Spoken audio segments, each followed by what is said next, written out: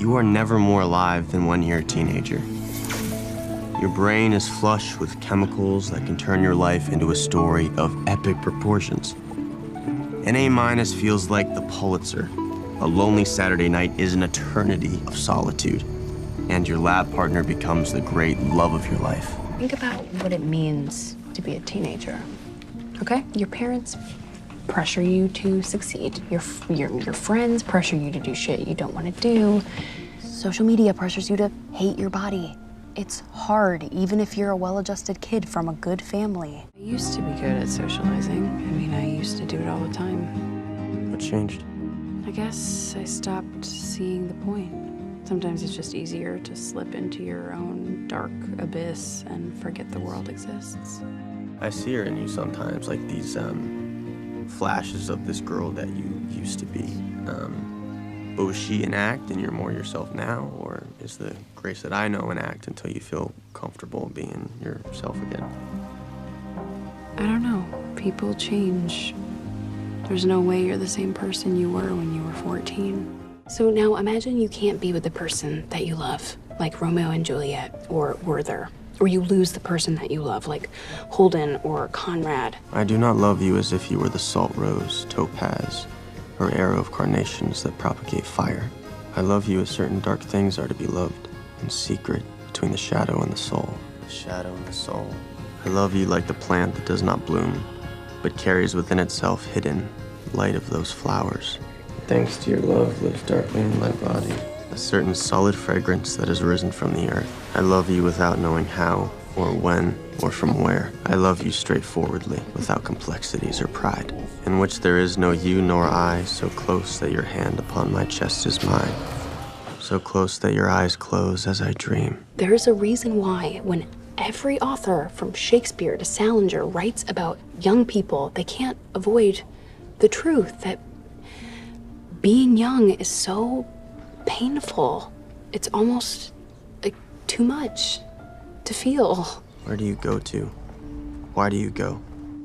What are your colors? What are your moods?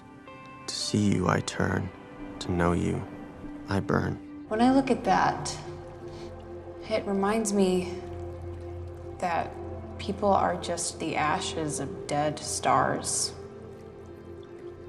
We're just a collection of atoms that come together for a brief period of time and then we fall apart. You want the good news or the bad news? Neither. Well, the bad news is it's gonna hurt. Your brain has gotten used to a steady stream of dopamine and oxytocin. Here we go again. Yeah, I know. I'm sorry, but that's what causes all those blissed out feelings of love. And now it's replaced with stress hormones. They're gonna make you feel like garbage. Headaches, tight muscles, tight chest. Your body's craving those feel-good chemicals. It's basically withdrawal. Awesome. When all of this is over and we're dispersed back into nothingness, we have a clean slate. It's like having all of your sins wiped away. Love.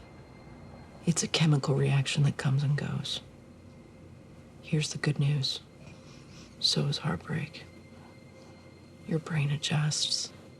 Your body chemistry changes back to normal. It's all a waste of time.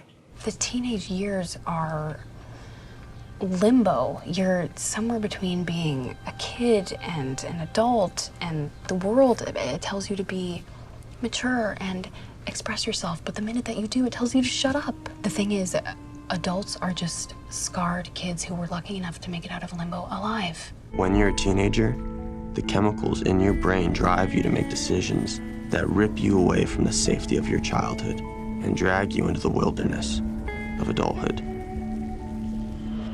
A friend once told me that adults are just scarred kids who were lucky enough to make it out of teenage limbo alive. I urge you to go outside and look at the world through that prism. Look at your parents, your older siblings. Look at strangers you pass on the street. Look at them and imagine that at one point in their lives, they too walked these halls. They too felt the unbearable loneliness, the absolute unbearable powerlessness and darkness of being young. We tend to think of scars as ugly or imperfect, as things we want to hide or forget.